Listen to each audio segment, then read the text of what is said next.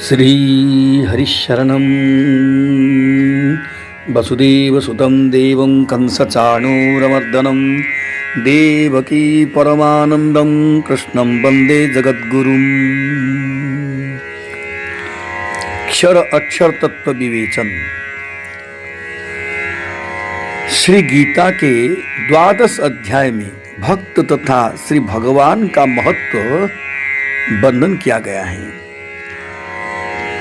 इसका सत्यता सार्थक के लिए ज्ञेय तत्व को सविशेष रूप से निर्णय करते हुए श्री भगवान ने कहा, हे अर्जुन, क्षेत्र, ज्ञान तथा ज्ञेय इन तत्वों को मैंने संक्षेप से कहा है। इनको जानकर मेरा भक्त मेरी भक्ति की प्राप्ति के योग्य होता है। इस प्रकार मेरा भक्त मेरी प्रेम भक्ति को प्राप्त करने की योग्यता लाभ करता है। इन वचनों से क्षेत्र, ज्ञान तथा ज्ञेय इन 3 तत्वों की भक्ति के द्वारा संबलित होने पर ही सत्यता और सफलता सिद्ध की गई है। अतएव व्यष्टि क्षेत्रज्ञ भक्तपने में निर्देश किया गया है और समष्टि क्षेत्रज्ञ अर्थात जो सबके हृदय संकल्पों को जानता है उसे ज्ञेय या उपास्य रूप में निर्णय किया गया है। क्षेत्र क्षेत्रज्ञ के ज्ञान के साथ ज्ञेय का प्रस्ताव स्थापित किया गया है।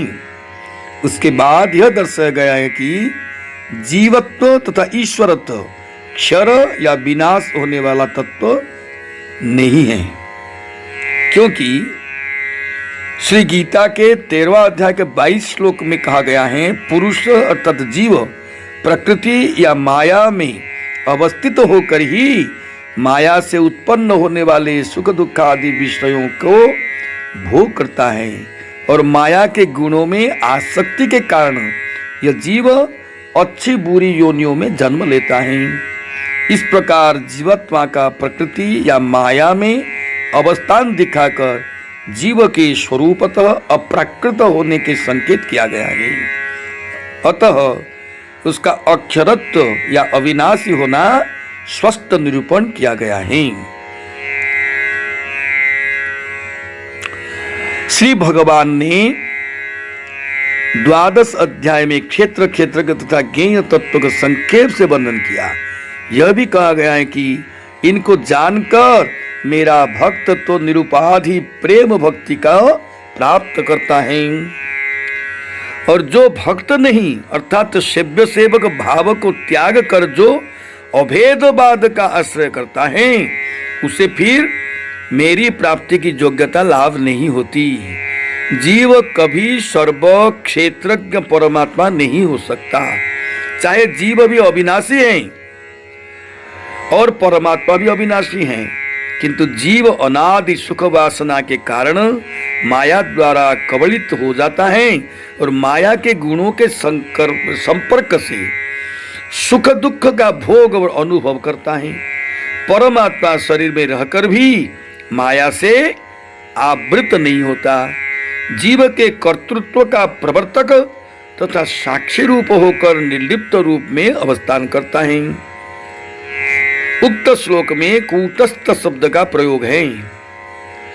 कूटस्थ से निर्विशेष ब्रह्म का अर्थ लेकर कोई कोई जीव तथा ब्रह्म की एकता के निरूपण करने का प्रयत्न करते हैं, परंतु जीव तथा परमात्मा अपने स्वरूप धर्मों का परित्याग नहीं कर सकते।